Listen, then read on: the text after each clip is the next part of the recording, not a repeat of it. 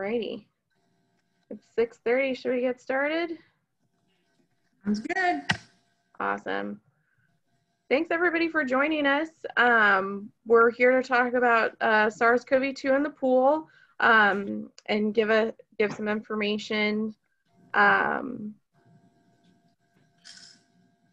Sorry, trying to let everybody in. Picture on so Brynn can see you. No. Hi, Dr. Mack. Hey. Oh, How you doing? pretty good. Good. Good to see you. It's good to see you too, and good to hear from you. You sound great. Thank you.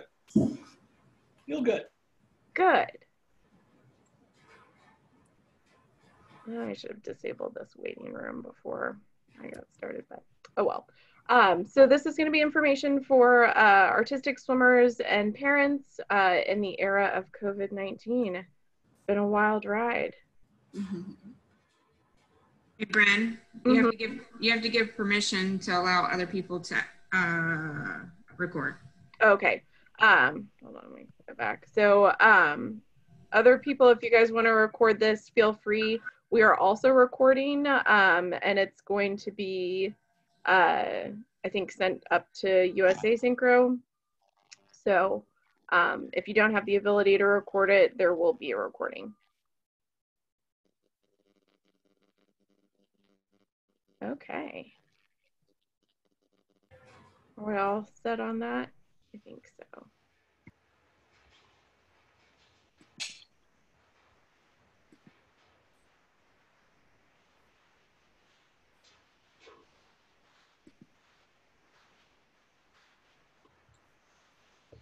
Okay, your presenters for today are myself.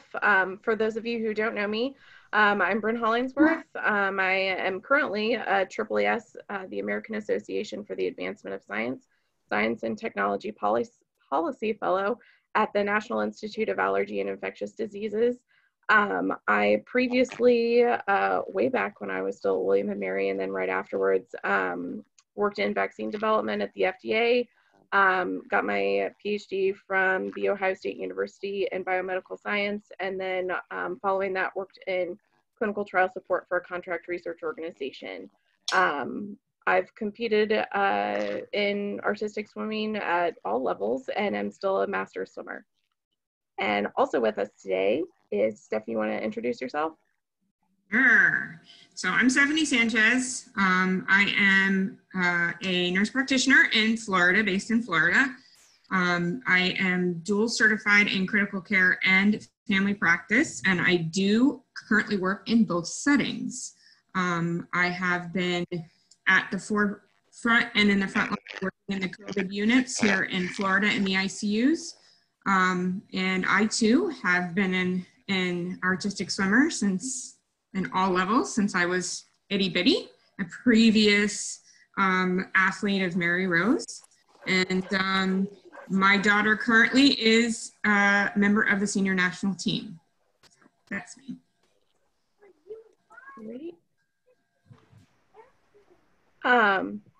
Because I do work for the federal government, this is a disclaimer just stating that this presentation was prepared in mine and Stephanie's personal capacity. The opinions expressed in this presentation are our own and do not reflect the view of NIH, Department of Health and Human Services, or the US government. And I also wanted to make a note that this situation is rapidly evolving. So even by tomorrow, some of the things that we talk about may be out of date. There's constantly information coming out. It's just, you know, a really exciting time, but we hope that the information that we do present will be really helpful for everyone. And we do not have any disclosures. And also, if anyone wants the slides, we can send them, and the publications, websites, regulations, etc., are all referenced on the appropriate slide. So I'm going to get started, and then Stephanie's going to present the second half. So what is SARS-CoV-2? This is a little diagram of the virus. It is a member of the coronavirus family. I think probably a lot of you guys know this information already, but just to just to give a recap, coronaviruses are a family of viruses that are, they have a single-stranded RNA genome wrapped in a lipid or fatty envelope that generally cause respiratory infections. There are 4 members of this family that cause minor upper respiratory tract infections, also causative agents of the common cold, but there are 3 that can travel to the lower respiratory tract, causing pneumonia. SARS-CoV, which had an outbreak in China in 2009, MERS-CoV, which had an outbreak in the Middle East in 2012, and the current epidemic that we're dealing with, SARS-CoV-2. So SARS-CoV-2 is the name of the virus, while the disease it causes is called COVID-19. So if you hear those, that's really how we're using the terminology, is SARS-CoV-2 is the virus itself, and COVID-19 is the disease. And COVID stands for coronavirus disease found in 2019. Similarly, how HIV is the virus that causes the disease AIDS.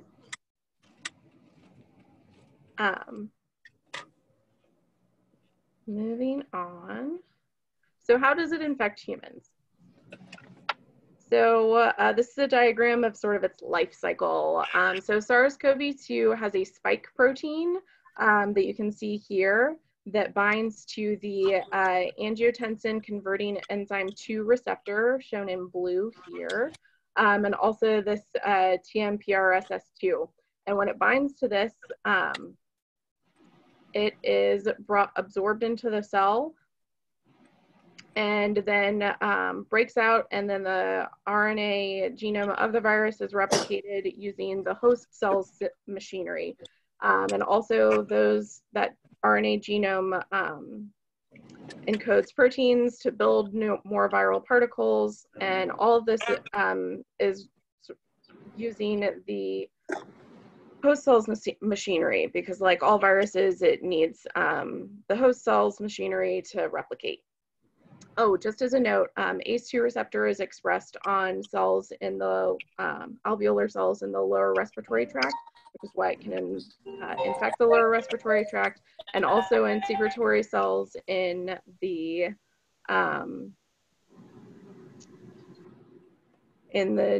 nasal passage. If everyone could mute, that would be great. I'm actually going to see if I can mute everyone.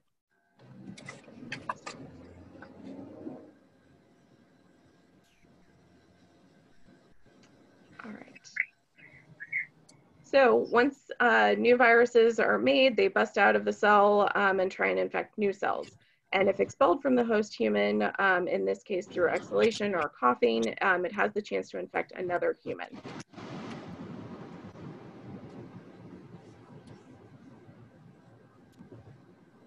So I think a lot of people have been hearing a lot about SARS-CoV-2 testing.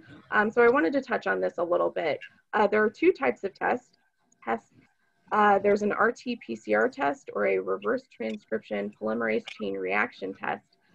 This detects SARS-CoV-2 RNA in nasal swabs, oral swabs. It's been detected in all kinds of other biofluids. Nasal swabs are really the main one if you get this type of test. So it usually indicates an active infection with viral shedding, though the RNA could be from an activated virus, but that's very unlikely. Also, with this test, you can get a false negative if your viral load is too low, that it can't pick it up. And I'll talk about that more in just a second. The other type of test that you may have heard of is an antibody test, also known as a serology test. So this test detects antibodies your body has made to fight SARS-CoV-2. It does not necessarily indicate a current infection, only that you were exposed at some point in the past. And even if you have an active infection, it takes a little bit of time for your body to produce antibodies. So it's not really worth getting until after you've had an infection, whether you're symptomatic or not. It's also possible to get a false negative for this test, whether the antibody level is too low or the antibodies that your body produced aren't recognized by the test. So to get into a little bit more about what these technologies are, just to give you an overview, So RT-PCR takes RNA from the virus in this case, but it could be for any RNA.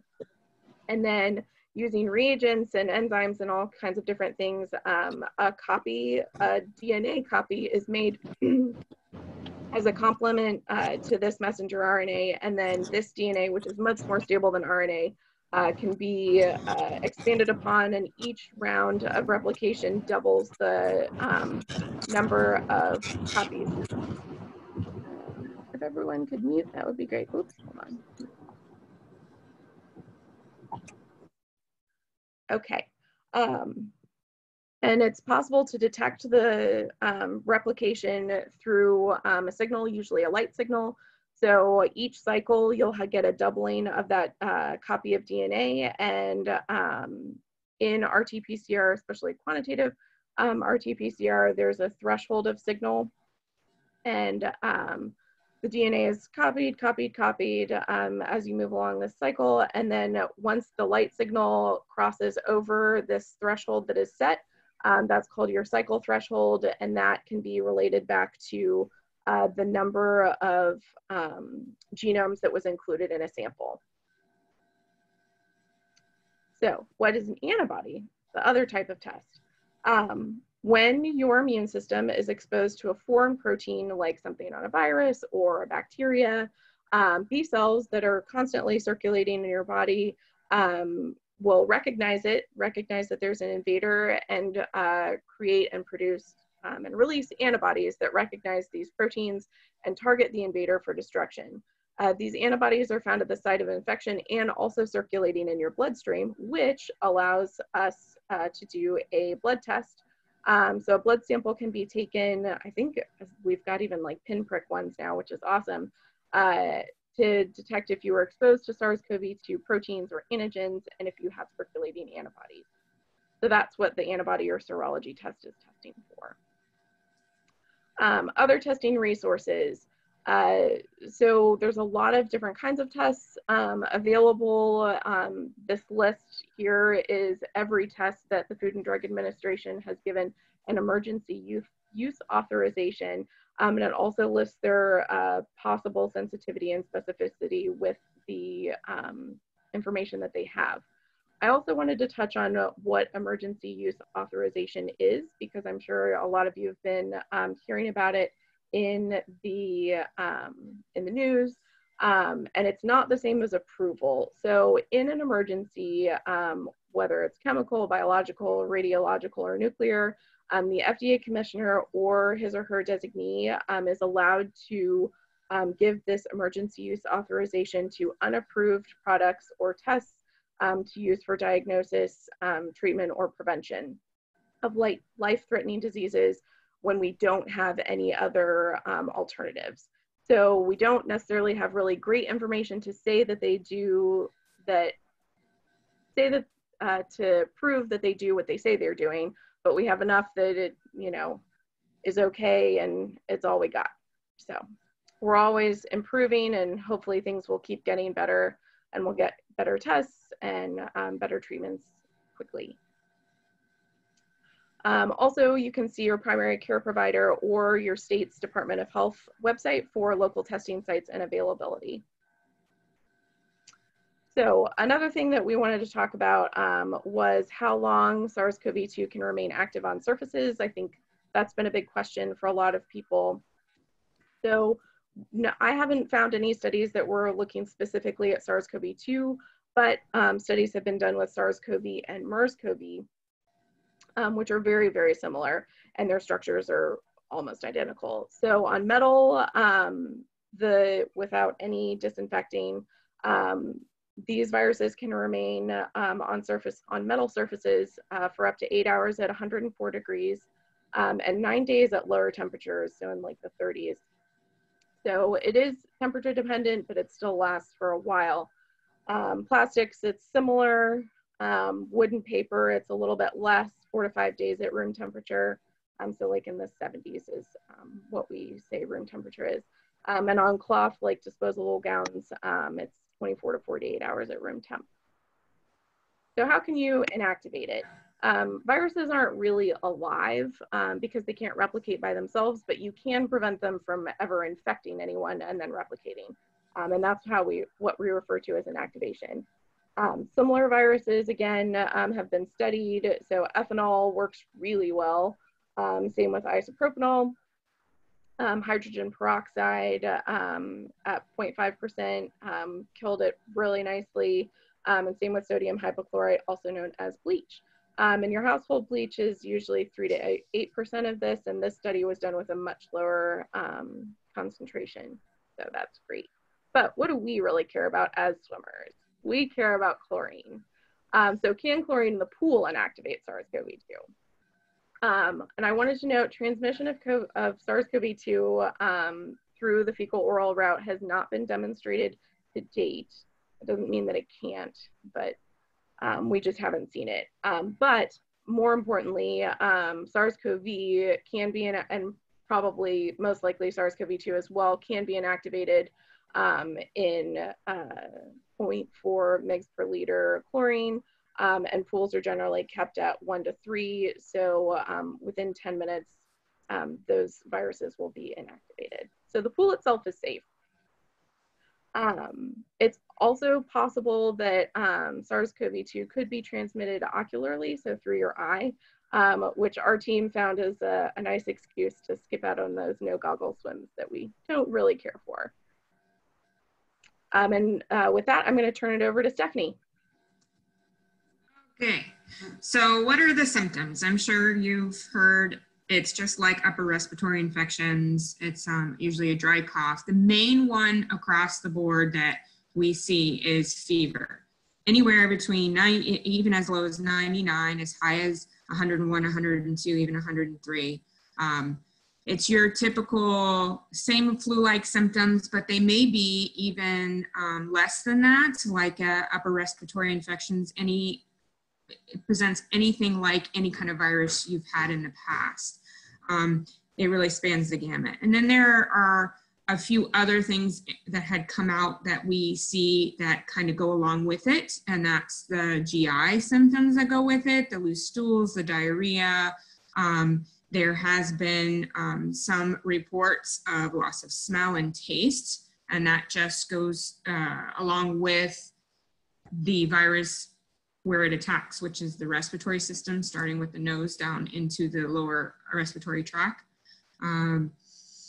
There are, in talking about those symptoms as well, it's not on the slide, I'm sure you've heard about it affecting multi-system organs, such as a vascular, being very vascular, causing thrombosis and blood clots of that nature, and maybe even seizures.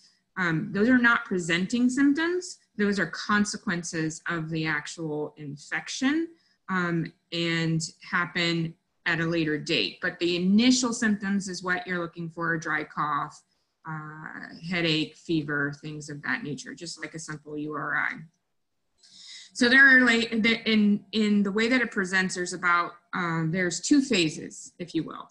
So the first phase is when those simple symptoms, dry cough, you have a little fever, aches and pains, you feel fatigued with malaise.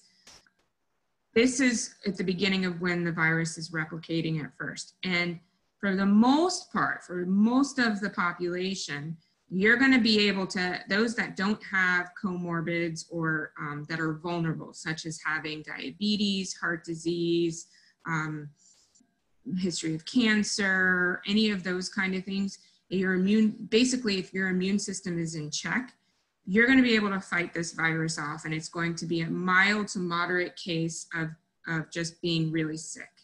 And it's going to last maybe 1 to 2 weeks. So that's probably about 80% of those that get infected. This is the kind of course they're going to see. And that just shows your body's defense in kicking off and getting rid of that virus as it's supposed to. Everyone tends to go through that first phase, but those that don't have a good immune response or are the vulnerable population, they tend to go into what's a second phase. And that's where the immune system gets overcome by the virus and things happen in the body where the replication goes exceeds the immune system's ability to fight it off, and then the immune system goes haywire, such as what we call in medicine a cytokine storm. And your body then reacts to the actual production of cytokines as trying to fight off the virus, and it starts to do destruction in itself. And that's where we see the really sick patients in the ICUs and sequelae from this virus. Those that tend to go into the second phase need a lot of support through the actual disease process, because we can't use antibiotics, right? Antibiotics are mainly for bacterias and things of that nature.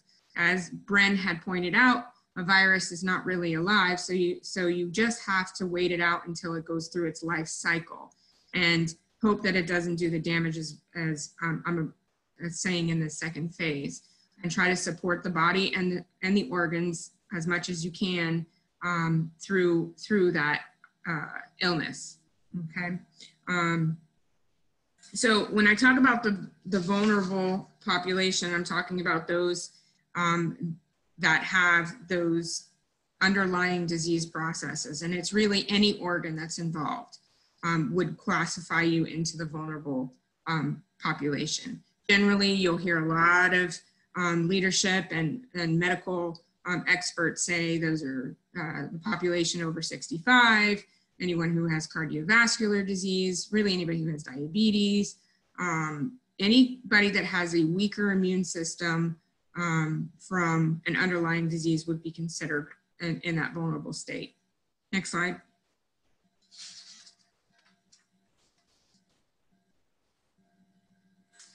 So why did this particular virus cause a pandemic? We have viruses all over the place, right? So why is this one so in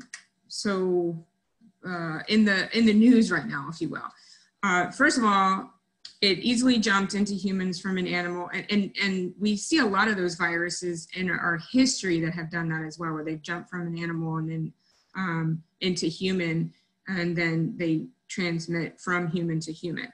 But in this case, this specific virus is very, very infectious, and it's infectious by respiratory droplets. In fact, for every one person that's infected, they can affect about 2.3 to 5.7 people. That is huge in medicine and in research and biochemistry and everything, because your normal flu virus spread only infects maybe one or 1 to 2 people at a time. So you can see this is 2, 3, even 4 times fold. So that lays ground to how infectious it is. But why is it so infectious, or what are the things that contribute to it being so infectious? And that key point is the rate of spread and how fast it can spread, and what things contribute to how fast it can spread. So being in crowded spaces, being in the same household, something that's very unique to this virus in particular that we're seeing is the pattern of hotspots, if you will. So the infection or those that get infected are very heavily saturated in very small areas, and then it spreads out from there. And when you follow it from an epidemiology point of view, those you'll see that those hotspots have to do with being in crowded spaces or multiple people in a household, or things of that nature. Some other things that lend to how fast the rate of spread is the amount of droplets that come out of an infected person, something that's called viral load, and how that virus is attached to those different droplets, which I'll explain in a little bit so you can understand that a little bit more. And another key point is the length of exposure that you are infected or with an infected person. Another part is, a key piece is the incubation period. So what we've learned is that the middle or the median part of incubation, the time that a person is infectious before they actually have symptoms is 4 to 5 days. That's median. So it could be a little bit longer, it could be a little bit shorter. But these people are moving around and going around feeling normal, and they are inadvertently, or as you've heard, asymptomatically transmitting this virus from person to person. And keep in the back of your mind, that is 3 and 4 times fold the normal transmission of any other virus. And then you are still shedding that virus and therefore still considered contagious up to 12, 14 days. It can be that long. And if it's a person who doesn't present with any symptoms, they have probably traveled to many different places. And that's what it makes it difficult for an epidemiologist to follow and contain a virus like this, because it's hard to map out where they've been for the last 14 days, if that makes any sense. So that gives some structure as to why it's so hard to contain this pandemic, and these outbreaks happen so fast. But again, I want you to remind you that for the population, about 81% of people who get infected will only have mild symptoms. 14% of that population will be hospitalized, and of that 14%, only 5 will be critical.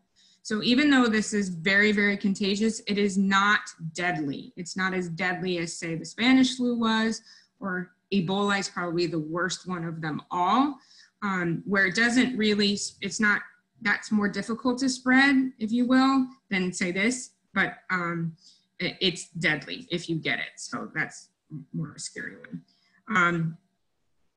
And then humans like to travel. And so in our day and age, you can jump from the other side of the world in just within a day, within 12 hours. And so if you have that incubation period and you're asymptomatic, in 14 days, you could have traveled and visited 4 or 5 different continents and affected, just kind of laid those seeds in certain places. So I hope that gives you an idea of how fast this thing can spread and why it's a pandemic. Next slide.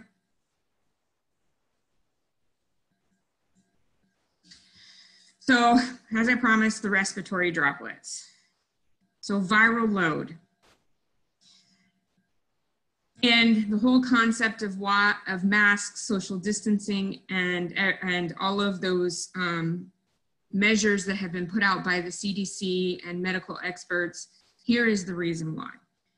So droplets that you cough or sneeze are usually, especially coughing, are larger droplets. And in those larger droplets have a heavier weighted viral load on them.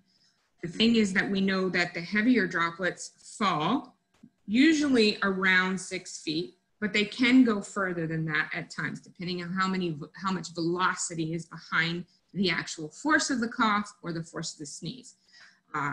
And generally, though, those heavier weighted respiratory droplets, we'll call them big droplets, fall at before 6 feet, and hence that kind of general social distancing of at least 6 feet. But I do want you guys to know that that can be much further. That's just kind of the minimum, if you will.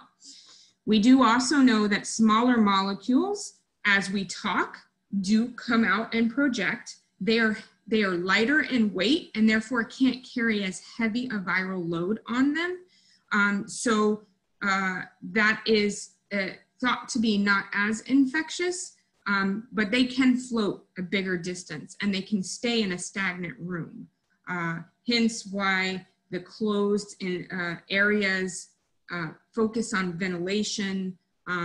If you think about the ships, the cruise ships, how they spread so fast in the cruise ships, all of these factors that I'm pointing out, closed tight areas, lots of people in a smaller area, ventilation, those were all factors that caused the spread to happen so fast, so wildly, like a wildfire. Next slide.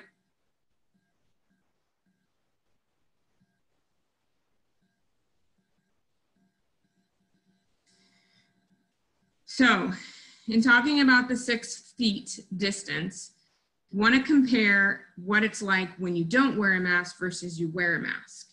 So without a mask, we know that just breathing, you can spread those droplets greater than 6 feet. It may even be, 13 feet. And believe it or not, this has been a big focus, and scientists all over the world have been looking at spit and droplets and trying to put them under fluorescent light and trying to track them and how long they stay. It's pretty interesting from a scientific point of view. But Brynn has a beautiful video that kind of says it all. So go ahead, Brynn. It's not my video. I think it came from the New England Journal of Medicine, but I did think this was a really cool video. I'm going to have it with sound on because it's showing respiratory droplets in green of a person talking with and without a mask. Yeah. Share my sound.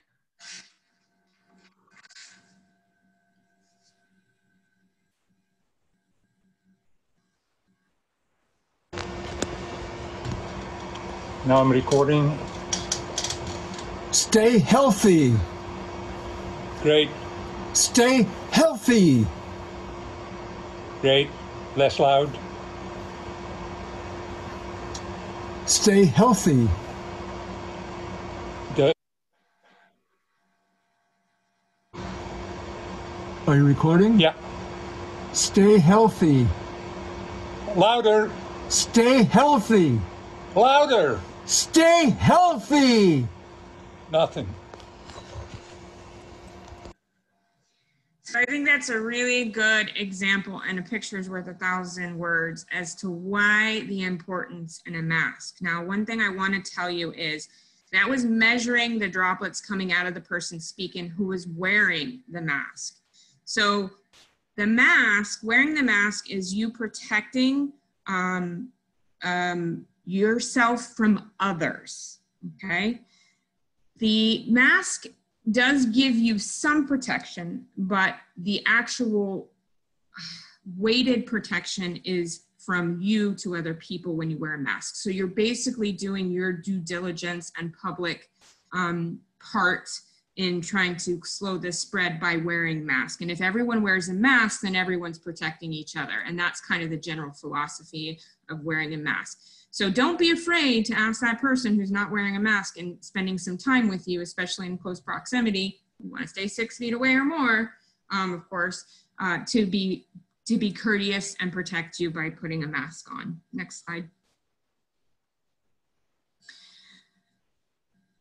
So I think you get the gist of it. Physical distancing, and it all has to do with the weight of the droplets, the viral load, how much the viral load is on the heavier weighted droplets. You want to get outside that parameter of those heavier weighted droplets, because what we don't know today is exactly what that cusp, what that line in the sand is, as far as you have or exposed to so much viral load versus non-infected to where you are infected. We don't know where that line in the sand is, if you will, yet. We will figure it out at some point, I think, but we're just not there yet.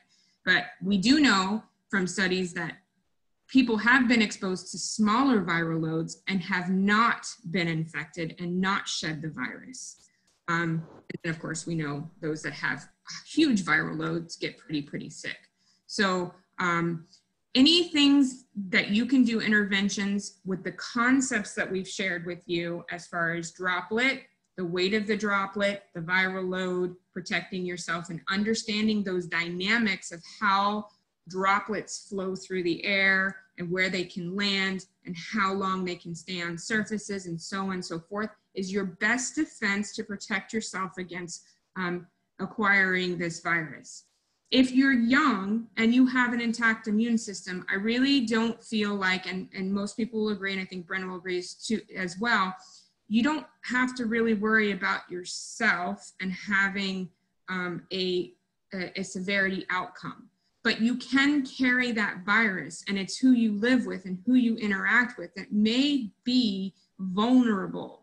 And we need to protect the vulnerability of those people, because they will have that sequelae. They'll be that 14, 17% that's hospitalized, or that 5% that has a mortality from this. And you'll hear everyone talk about doing your part in this to try to protect those that are vulnerable population. I don't think I need to explain anything on this slide. I think it says it all for itself. Next slide.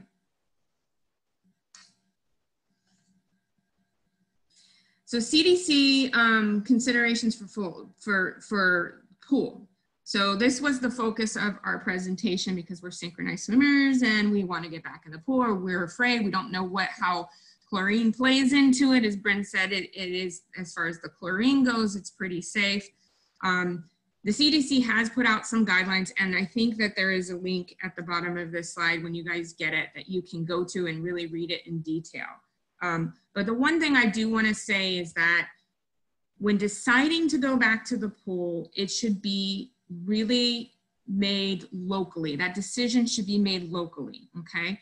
We highlighted that the spread of it is that it's very contagious and so on and so forth. However, it is kind of contained to hotspots, okay? And your neighborhood, so in other words, it's different from state to state, it's different from county to county, it's different from neighborhood to neighborhood. It goes that small. And so when you're considering what needs to be done at the pool, whether you want to open it back up, whether it's safe to bring your teams back, that consideration needs to be done at a local level. You need to investigate and look at your local data and see what those risks are for bringing your swimmers back to the pool. But once that decision is made, even to come back, there's ways to be safe and to still practice the CDC recommendations that would limit the transmission of this virus. So like ensuring, for example, ensuring adequate supplies to support healthy hygiene is a strategy to do that. Making sure you have adequate soap or the sanitizers, the hand sanitizers, putting out reminders and posters about healthy hygiene, teaching it to the kids, teaching it to your swimmers, whether it's the master's team or your age group team, broadcasting reminders at regular intervals. This is important because you want to keep it relevant and you want to keep it current. You know, just putting it out there at the beginning of the season and then not readdressing it a few months later, people get complacent and they forget about these things. So that message has to be constant and keep coming out. I can speak to also ventilation, being conscientious of ventilation, the fact, you know, outdoor pools are probably going to be a better area to have practice in than indoor pools. So that needs to be considered. Maintaining a healthy environment, constantly sanitizing those multiple touched areas, modifying the layouts, putting down things, and I'm sure you've seen this in your grocery store or you know, Walmart or local Walgreens, where you have to go down one aisle and down another. So actually directing them so that you keep those concepts of social distancing intact.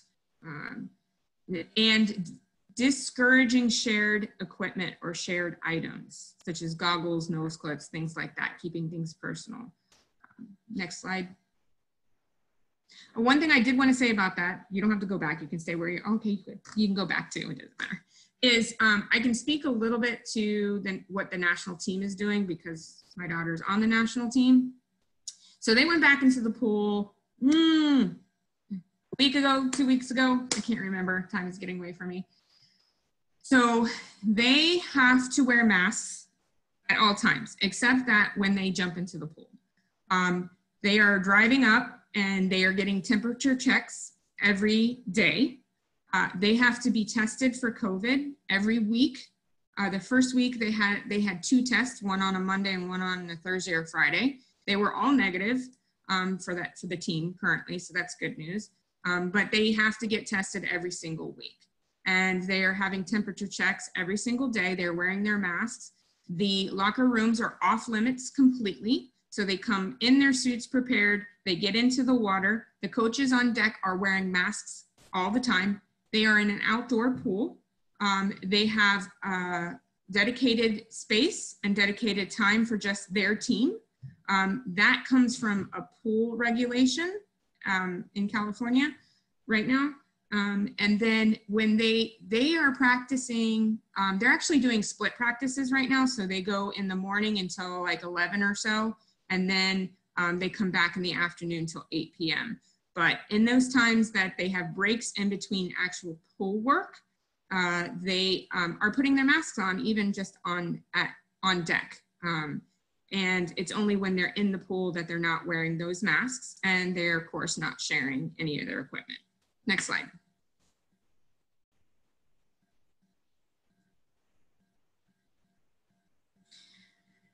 So the next thing is as we move forward and maybe even considering doing camps or even competitions, the question arises is how safe is it to travel? The concept of thinking about what's going on locally applies here as well. You want to really weigh the risks of your travel. You want to know who you are, who you live with, and where you're going. I think are the three top things you really want to consider, because if you are part of that vulnerable population, you probably shouldn't travel. If you live with someone who is a vulnerable in that vulnerable population, you have to consider and weigh the risk of what you may bring back after you travel to the people that you live with. And then 3, what does that place look like where you're going? What are their numbers? Are they a hot spot? And what are your risk of not being able to return, things of that nature. And then weighing those risks of air versus car, thinking about what those dynamics are to travel versus air versus being in the car. And then the risks are different based on which way you decide to travel. Even a car is not completely safe, although you won't be exposed to other people. But if you're making pit stops and, eating at restaurants and going to the gas station and touching the gas station handle and things like that, always be aware of your surroundings and those concepts that we talked to you about in the first few slides.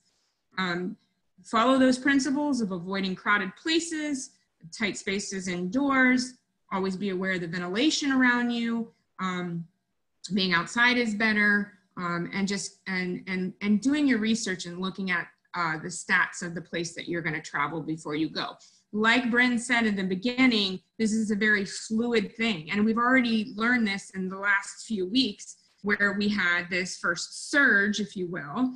And we all thought we were doing well. We were starting to open the country back up. And now we're having an increased surge again in certain states, not everywhere. If you look at a map right now of the United States, you might be surprised to see that New York is in the blue, which means that's less than 10 or 20% of infections right now. And Florida and Houston are lighting up like wildfire. And that wasn't the case even a few months ago.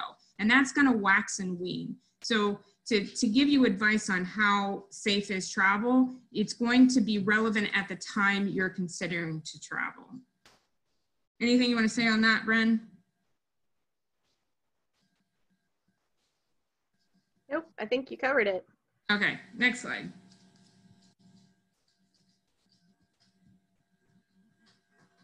So staying healthy is really key. I wanted to bring out a couple points here. Getting enough sleep is important. If you didn't know, sleep is your time to recharge your batteries. It actually is when you sleep is when you recharge your immune system.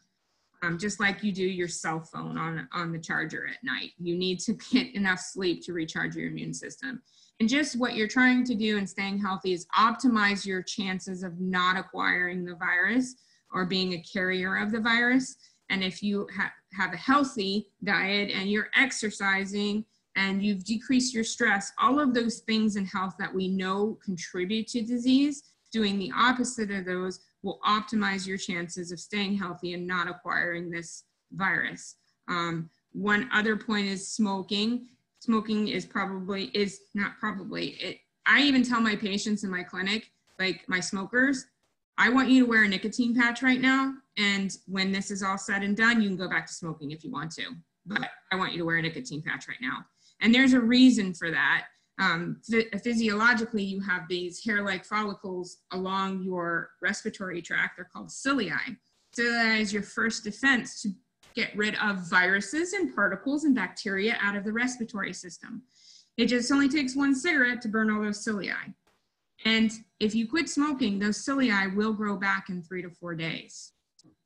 So you get a defense back right away, no matter what level of smoking you're at or what level of, COPD you're at. So next slide. So we have some links and resources for you. Brynn, can I take over from here? Yep, hold on, I'm gonna stop sharing, and I think I should be able to make you the host so you can share your screen. Okay.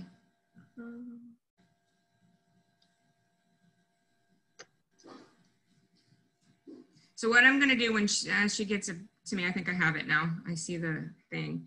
I'm going to take you to, nope, not yet. Host disabled participant screen sharing. Hold on.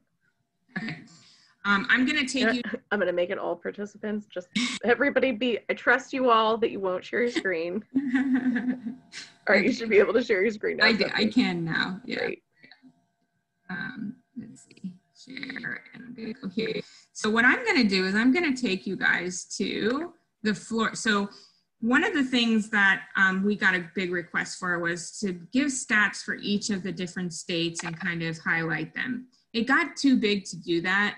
But I do want to highlight Florida because I just kind of want to use it as the example of what you can probably find in your own states. Each state, I think, they do have stats. It may look different, but through the Florida one, we can actually see some pretty cool stuff, and we can see the United States as a whole. And I wanted to show you that specifically. So this is the Florida homepage. It tells you the number of cases and everything that's going on, the hospitalizations, the deaths. This is by day over here. And if you haven't heard already, we went from 5,000 to over 9,000 in just 24 hours in the last 24 hours, which is not good. As you toggle through these different tabs down here, it can show you all sorts of different stats. One of the things that we're seeing here in Florida and also in Houston is a change in the age of those that are infected from the first wave, okay? And before we were seeing a lot of over 65 being infected, but now we're seeing this age group of under 35, that's the majority of it. You can correlate whatever you want to why that is, whether it's because the riots are going on and the protests and stuff like that, or the opening up of things. I think in general, it's their sense that they feel like they're not vulnerable to this disease, and because they're asymptomatic, they can go out. And a lot of that is true, but they're the ones that are carrying it to that vulnerable population that will end up in the ICUs. And so we're really pleading to that age group to be very conscientious about wearing masks and following those CDC guidelines of social distancing and things of that nature. But this one breaks it down to zip codes. And as you can see, even in the state of Florida, there are hotspots within the state of Florida that probably shouldn't, if they had synchronized swimming teams, open up their pools. But somewhere here where there's only 2 cases or things like that, it might be safe to open up a pool and to have their team going on. So that just brings home that message of you really have to gather this data locally as to make those decisions for yourselves. This is the one that I really wanted to show you. And this is the United States. Let's see if I can get it to work, because it's not showing the United States right now. Yeah, can you see the background? Let me see if I can load it again. Hang on a second. That one in particular, let's see if I just need to reload it.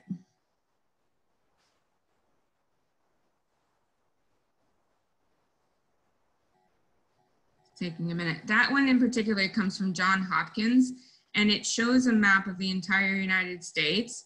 And you can zoom in, there we go. You can zoom in even to the county and neighborhood of your respectful area. See that?